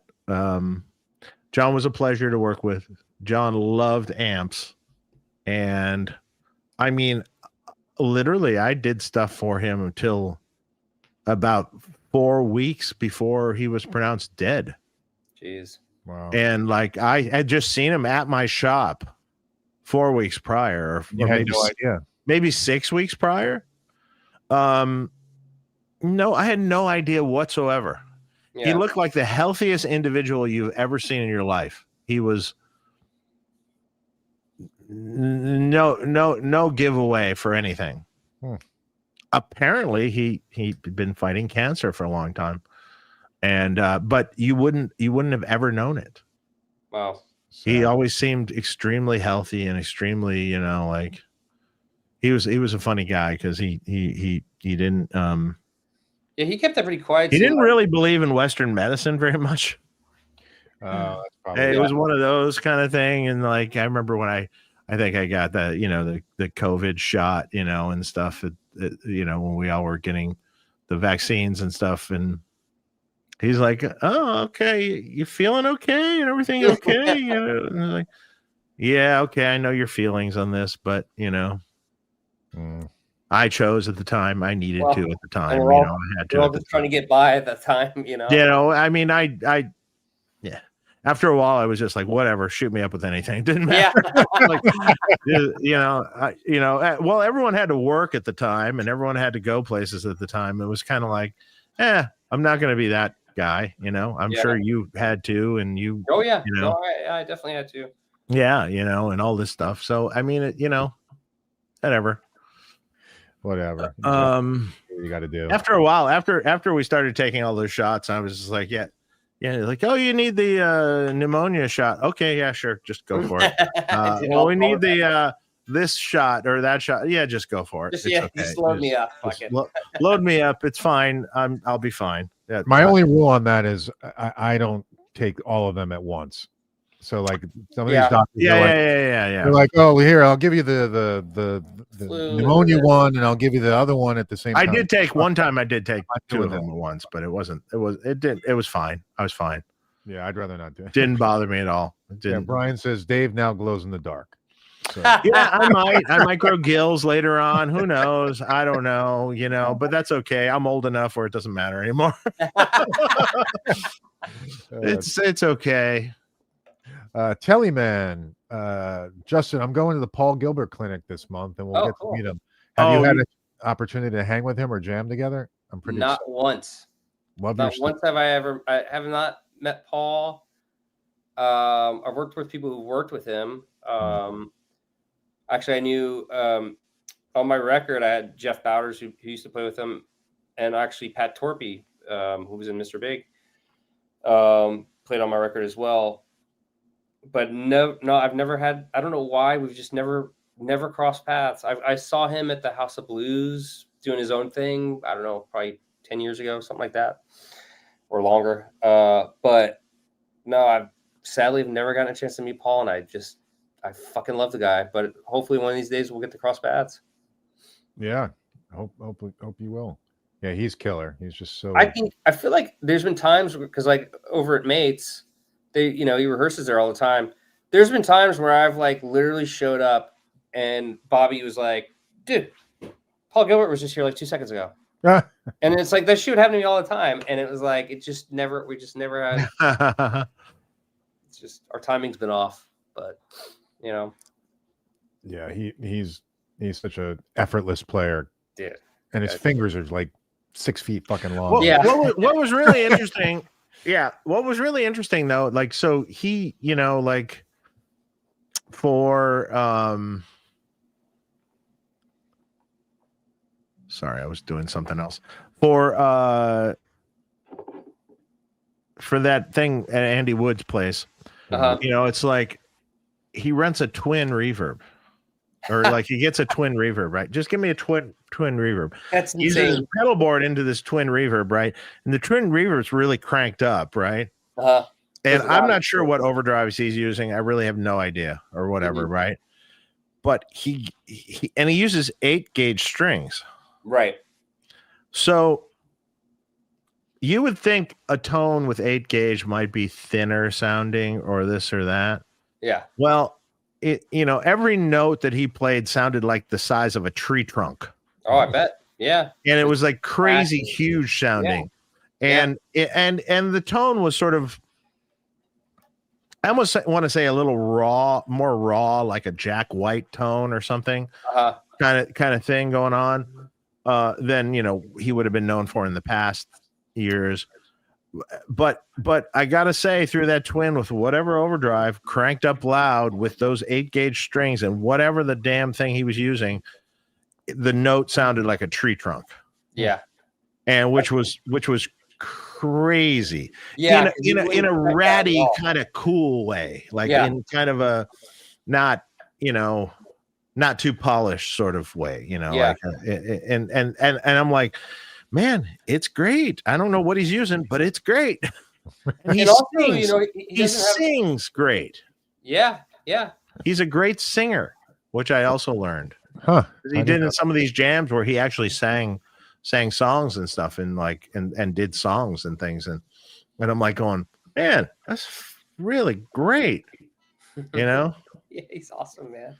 Yeah. Well, and also I don't think like nowadays, especially like he doesn't have tons of gain on there. Like it's much cleaner than you would expect or think. You know what I mean? Yeah, it wasn't. So, yeah, that attack is just so like, from the way his technique is, it's like it's so punchy. It's super punchy and super fat, like tree trunk. Yeah, like it's like 8-gauge strings on this guitar, and it was like a tree trunk size, like a redwood. You know what I'm talking about? Like a redwood, it's fucking huge. And I'm like going, interesting. And then when he gets that slide out there, it's like what was cool was it was an interesting tone for the stuff he was doing, and it had a kind of a signature flair to it. Yeah. Like when old guitar players obviously didn't have a lot of gear around, and they would do things like Richie Blackmore would plug a tape machine into the front of a Marshall and it got a certain sound or something, you know, or Ty Tabor would use a Lab Series amp with a thing, a certain sound. It was almost like that sort of deal. You know what I mean? Like a signature core sort of sound. And I was like, that's cool. It's really cool. At first you're like, I don't know if I like this tone. And then you're like, no, I think I really like this tone. It's like you change your mind real quick after a little while. Yeah. And especially hearing it compared to all the other people's tones, he kind of just crushed everyone. Really? Oh, really? Yeah, he just had it was just more. It was more in your face, and it was just more like, which was interesting. Those twins are no joke, man. That was one of the first amps I ever had was a Fender Twin. Yeah, but I think he played it loud, and I think it was. You crank them, and they're louder than God. But it's not the greatest tone in the world, but it's. I found it to be like when I was younger. I had one, and I would crank it. Obviously when nobody was home, because that was the only time I could ever get it that loud. But I put it on like 7 or 8 on the volume, and it was loud. But holy shit, did it sound good! But it can. But that's the thing. It's like you really need to crank it, and they're so crazy loud. Right. That once you turn it down past that point, it was just super clean and yeah, kind of thin, actually, believe it or not. Mine was. Yeah. You either crank it or you got to put a pedal through it. Yeah. Chris Barclay, what's up, Chris? Justin, one of the best contemporary players out there. Thank you, man. I appreciate that. Yeah. You're a great player. I know you have to go because you're too soon. Yeah, my daughter has a performance. They're doing. Well, he's good till 6, right? What's that? You're good until 6. I'm good until 6. Yeah, I've still got. We're still good. Okay. Hour, I just wanted to make sure. I know you. I don't want you to be late. No, I appreciate it. Well, we can end like 5 to 6 or something, so give them 5 minutes to get down the road. Yeah. Yeah, no she's problem. Got she's doing a performance. They're doing Seussical, the musical. So cool. Cool. So cool. Yeah. Taylor 315. Great show tonight, guys. Thank you. Dave, why couldn't you get Sykes to come on the show? Just curious. Thanks. He wouldn't do it, man. He did say, I mean, he was a wonderful guy. He did say, if I ever decide I want to do some publicity or whatever, he goes, I would come on your show. Right. But it's funny. He was a big fan. Like he would like a fan of videos and things. Cause he would like, hey, I just saw this video Pete Thorne did. Give me his phone number. I want to message him. And that's how he met Pete. Like he was like, I saw that video you did. I just gave Pete's number to him, and I'm like going, here, he'll get a kick out of this. And then he was friendly with Pete because of me through here. And like if Pete was here when he would come through, he'd be like, man, I love your videos, man. And videos are awesome. And he was just a wonderful guy. I got to know his son. His son would come through with him a lot, like helping him or sometimes picking things up and stuff. And then it's funny, last NAMM when you were around, Justin, that I think it was that day even. Oh, I remember, yeah. Was his son in there? Yeah, his son. When you were there? Yeah, they popped in real quick. Oh, yeah. Yeah. His 2 sons actually came. Yeah. The long-haired guy and the shorter-haired guy. And yeah, man, I was like, I hadn't seen him, and I'm like, his father had just died, I mean, literally. I'm like, he literally just died. Yeah. And I'm like, I had, I was just like, I had no idea. I wish I would have known. Yeah.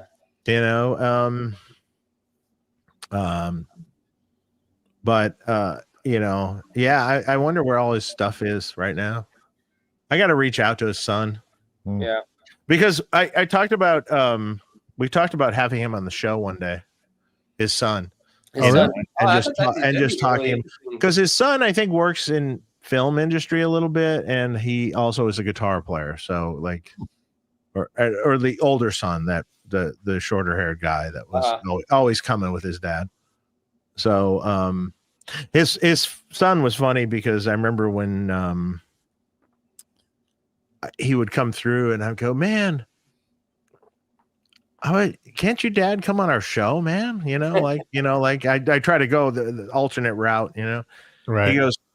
He goes, I think he absolutely should come on your show, but he won't. he goes, he's stubborn. He's just stubborn. And like, he just doesn't do it. And he doesn't want to, There's some people who just don't want to do that. Like, okay. Yeah. But the stories he would tell, and I can't begin to the way he would tell the story was the magic. And I can't even repeat the stories because I can't do it justice from the way he told it. He told it, when you got a great storyteller and they tell a story in an animated way and they just tell the whole fucking thing and you're dying. I mean, like when he told me about his Ozzy audition story, when there was a chance he'd be the Ozzy guitar player, it was hysterical. I mean, it involved Ozzy pissing in the studio and on the walls in the studio and like all this crazy shit, And I'm like, he's telling this story and it's just like, oh my God, this is fucking fantastic. But again, that just didn't happen. Didn't happen. Too bad. It is too bad. I did do a lot of amp work for him though. My wish list best, in terms of the guests would have been Van Halen, Eddie. I so Oh my wanted. God, yeah. Holy shit. Yeah, well, that was never gonna happen. There was a time when I was doing the show with I was doing that Van Halen show, Dave, that Adam Reaver was trying to get Eddie on the show for us. I don't know if it ever would have happened. I saw Adam not too long ago here. Did you? Yeah. Oh, cool. And there's a chance that we're gonna get him and Matt Bruck on together. Oh, nice. Oh, sweet. So we'll see how that goes. Okay. Asheville guy, what's going on? Thanks for the super chat. Great show tonight. Love your playing, Justin. Oh, thank Dave, you. Loving the Jose. I still don't understand folks that think it's too bright. It's a plexi with mods. That's the sound. How do you guys think AI? I haven't even heard anyone that says it's too bright, to be honest. Most people are like, this sounds fucking amazing. That's what I've heard. And literally almost all folks think that. If you think it's too bright, well, look, I've been battling this forever. So there's the guys that say, oh, your amps are too dark. And then there's the guys that now then after I make it brighter, they say your amps are too bright. And I'm like going, you guys are all full of shit. I mean, like, I'm sorry. I mean, okay, then you don't like, because that amp is exactly like a vintage Jose that I would have worked on. Right. Because I have one and I've A-B'd it. So it's no different. So too bright. They give you a 3-band EQ. You can turn the presence down and the treble down. You can do that. I'd rather have an amp that's too bright, where you could if it's too bright, then you could at least darken it up. Rather, if it's too dark, it's harder to add all that brightness to it. Right. It's true. And so I always battle this with people. It's interesting. There's some people who like dark amps, and I'm kind of in the middle. I like semi middle of the road, not exceptionally bright and not exceptionally dark. But I've run into people that turn their presence and their presence off on amps, and I'm like, fuck, that's really dark, man. And that's Eric Johnson. Yeah. So I haven't heard anyone say the Jose is too bright. That's interesting. I haven't heard that. The only thing I've seen is there are some people who just don't know how to dial it in. Well, there is that. So now, if they said the Jose's too bright, if they had volume 1 down at like 2 or something, which I've seen people do, there's a big bright cap on that, and that would sound like absolute shit. Right. So you can't do it that way. Right. That needs to be 7 or above Right. on volume 1, and then the gain, you can use the gain knob to lessen the gain. Don't use volume 1 to lessen the gain. I would never put any volume on less than noon. Right. And actually, these volumes that I'm talking about is more like gain. So yeah, I love to like just dime the shit out of. Well, I like to like always crank the master and then find, you know. I should bring one of these over to you, and you should check it out. Yeah, you'd fucking die probably. Yeah, I'd love to, man. You get your Sykes on. Get your Sykes on. Yeah. Yeah. So this is an interesting question. How do you guys think AI will affect the music industry? It's already affecting. Oh God. I mean, I think there's two schools of thought there. I think, you know, some people are worried it's going to take over, but I don't think it will. I think, you know, it can be used as a tool, you know, to help enhance things. I think to rely on it solely is crazy, but I think, you know, there are some benefits. But I mean, who the hell knows how it's going to affect the industry? I think there are already records out there that you've got AI artists. There's also AI, like songs that were created through Suno on records. You know, like there's a lot of that stuff is already happening. It's fucking insane. It is insane, you know? Well, first of all, to be honest, for artists, there's not much of an industry left. That's true. I mean, it used to be that you could sell your music that you make, that you put your heart and soul into.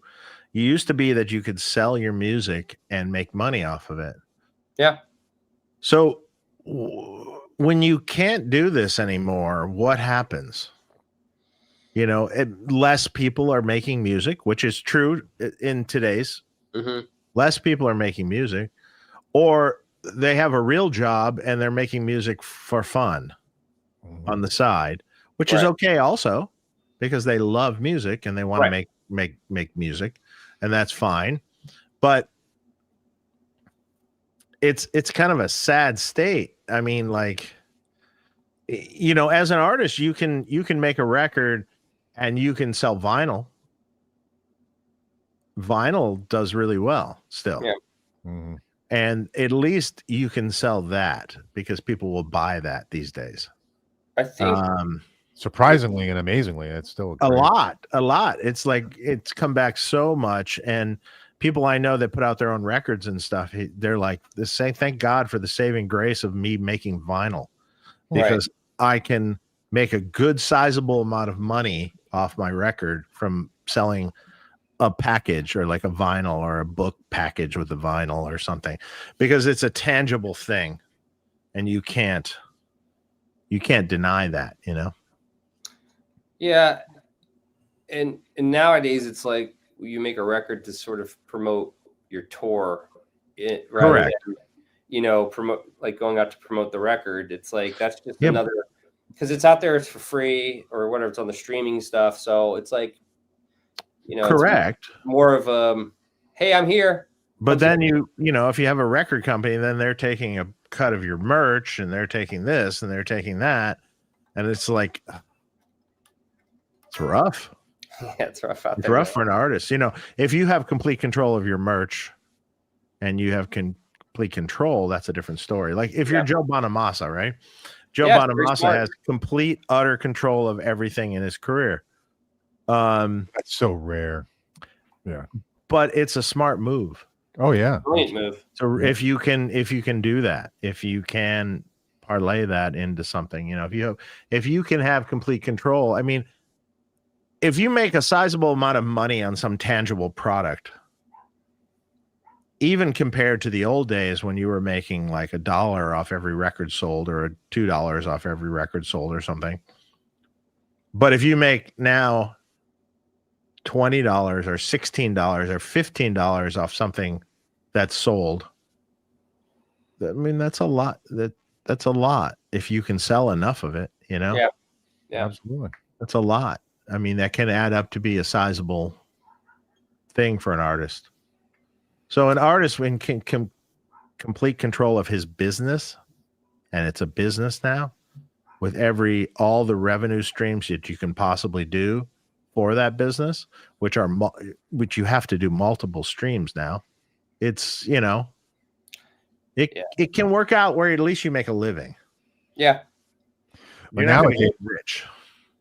Nowadays, you know, it's going to be well, not I don't know about now, but soon it's going to get to the point where you don't know who's making real music and who's just. Yeah, that's the scary shit. That's the right. frightening part. Did you actually write this song, or did Suno write this for you and now you're using it? And yeah, it's kind of scary, you know. And now anybody can be an artist. Anybody can be like, oh yeah, I wrote this song. I mean, I think it's cool if you know, if you're using it as a tool, like maybe inspire something, and you know, it's enhancing your artistry. You know, I think that's one way to do it. But if it's just doing everything for you, then I think it's you know, because at least in one sense you can almost look at it as a collaboration with AI. Yeah, you know what I mean? But it's yeah, I mean, it's crazy. We're living in such a wild time with technology and how great it's gotten and how scary it is, because it's the Wild West at the moment. Yeah, you know? It is. Who the fuck knows where it's going to go? You know? Yeah, that's scary. It is. It's interesting, exciting. I mean, have you messed with AI, Justin? Have you messed with any of that stuff? Yeah, I've checked it out, but it's, you know, again, it's just some crazy shit to me, man. Like, yeah. I mean, you know, as much time as it, you know, look, the thing, you could spit out a song in like 10 seconds or whatever, you know, that's cool. But I want to write a song. I want to create shit. I want to have the discovery, you know, like, and you know, I'd rather sit down with a friend and create some cool shit than sit in front of an AI, you know, generated thing. Oh yeah, it's terrible. I mean, but if you want to like write like, you know, fart songs and stuff, I think it's awesome. Like, you know, like comical, stupid shit. It's actually, I find that shit to be hilarious sometimes, because it's like, wow, a computer just said that, and that's fucking awesome. That's fun.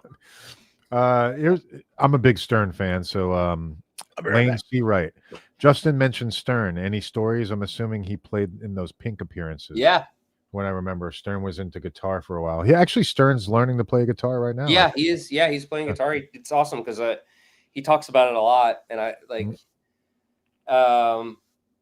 and he's doing really good. He always talks about how, you know, how it's hard for, and guitar is hard. He's like, it's hard, and you know, it's taking up so much time, but he's actually he's progressing. He's getting better. He's getting better and better. And it's like, it's awesome, you know? Yeah. And I think he's always loved guitar. He's always loved music. And it's cool to see somebody, you know, especially at his age, getting into something like that, and how quickly he's actually progressing is also amazing.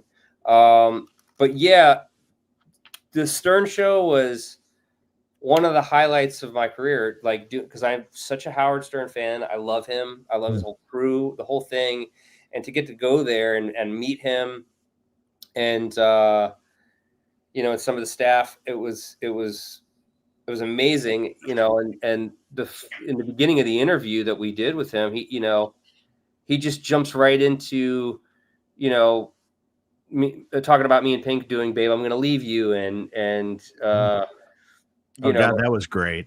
By the way, that video of that stuff that's out there when you were playing that song, that was amazing. Yeah, thanks, man. Yeah, I mean, you know, right away Stern brought that up, and you know, he's also somebody who does his research, you know, in these interviews and stuff, and he's such an amazing interviewer, and he's so engaging and so disarming, you know.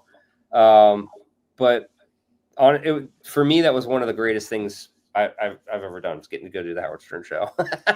That's awesome. Awesome, man. Awesome. Yeah. No, Stern is a huge influence on me. I mean, I've thought about the fact that I have a talk show like this, and get to interview people. And as I've been listening to Stern since like, the early 90s. So yeah. I mean, he's huge influence on me. Love Stern. I know people have been like, oh, he changed, blah, blah, blah, blah. No, Stern's off. Whatever. He's still the same. He's still the same guy. He's doing his thing, man. Yeah, I love it. Everyone always has some opinion about something, don't they? I mean, it's like, well, we changed. You did this, he did that. Oh, really? Is it really that different? Crazy. And this was kind of, I loved this, is rumors started flying how the Stern show got canceled and all this stuff. And he took that and ran with it and like, and kept making like all these promos on the Stern show, like what's going to happen? Like all these kind of cliffhanger things. Right. But all this news was coming out like on the Today Show and all the other like a lot of like news networks and stuff. They're all saying, oh, the Stern show's, he's been fired. It's been canceled and da, da, da, da. Meanwhile, he's made no formal announcement about it. Nobody had any real evidence that this was happening. Right. And then, there were rumors about that were coming out that Robin had died. Oh, and they were like official news reports. And these people had no fucking evidence whatsoever. Like, I guess somebody was just starting rumors and this stuff. But it's amazing how in the mainstream media, all this stuff just took off. And I wonder, obviously they didn't really backpedal since it happened, and Howard's gone out and talked about his whole thing with it, what really happened. And it's hilarious to me how people just take some random information and run with it, and all of a sudden that's news. It's like, what the fuck was that? That's not even true. Was it? Yeah, it was completely. Oh, welcome to the world we live in now. That's why, because I literally listen to Howard and shut out everything else because I want comedy and light and love in my life. Exactly. Yeah, because like everything we hear is skewed. Yeah, in some respect or another, depending on which side or whatever the person's on. It's nothing's real anymore. No. Yeah. It used to be the news. It used to be the news was the news. Yes. Like when I grew up as a kid, it's like the news was read as the right news. It was the real news. Fact. It wasn't fact. People like Walter Cronkite and things like that. It was like, it was legit. Come on, man. It's like it was like looked down upon if it was not the real news. You know what I mean? Yeah. I mean, that was just a great example of how much bullshit there is out there. It's like you have real live like news networks reporting on stuff that it's real. There's no fact checking, that was the point, really. Exactly. But it's fucking Howard. It's all clickbait. He's the one doing this. It's awesome. It's all clickbait now. Did you ride the Sibian, Brian? No, I've never had the pleasure of riding the Sibian. Sorry. Oh my God. Too funny. But I did get to meet Baba Booey. That was cool. Oh, that's cool. He actually lives in the same neighborhood as a friend of mine who lives in Stamford, Connecticut. So nice. He's like right over there. Yeah. He got to meet up with him one day. It was funny. He's like, I just hung out with Baba Booey. I'm like, really? Justin, killer solo on that Zeppelin song. Watch it. Oh, thank you, man. Kevin Leary. Yeah, that was pretty epic. It was cool, when you guys man. did that. It was funny when we first covered that. I was like, "Whoa, that's a really, not obscure, but like, that's a cool thing to. Yeah, let's do this." And the first time we played it, it was just, I mean, still I get chills even thinking about it. When she sings that shit, it's just so ridiculous, man. She's so fucking good, man. Yeah, she's so talented. I agree. She's one of those singers too, where I could just follow her forever. You know what I mean? Like musically, it's just like she's so her command of time and even melody and time, just her groove and everything and where she's going. It's so musical. It's so like, this is actually really easy. because you're so, you're that good. Yeah. Sometimes it's, it takes a minute to mesh with people, but she's just fucking ridiculous. I'd love to see her do more rock stuff. Oh yeah, man. Yeah. Well, she loves rock, man. Yeah. She loves everything, but Yeah. Well, that's All right, awesome. I bet he's got to go though. Yeah, he's got to run. Yeah, I do have to go. Yeah. Well, hey, Justin, thank you so much for coming on the show. It's Dude, awesome thank to you get guys there. for having me, man. Thanks for the invite, and that was Cool hang. awesome. Yeah, it was cool hanging, man. You and I have to do a little bit more hanging. Yeah, man. We'll do it. I definitely want to check out. I know the wife wants to. Yeah. Or my wife. Yeah, we should all go out and grab some drinks, man. Absolutely. We should do it. We're just down the street.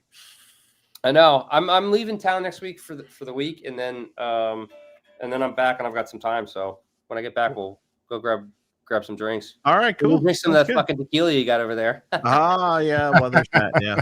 Yep.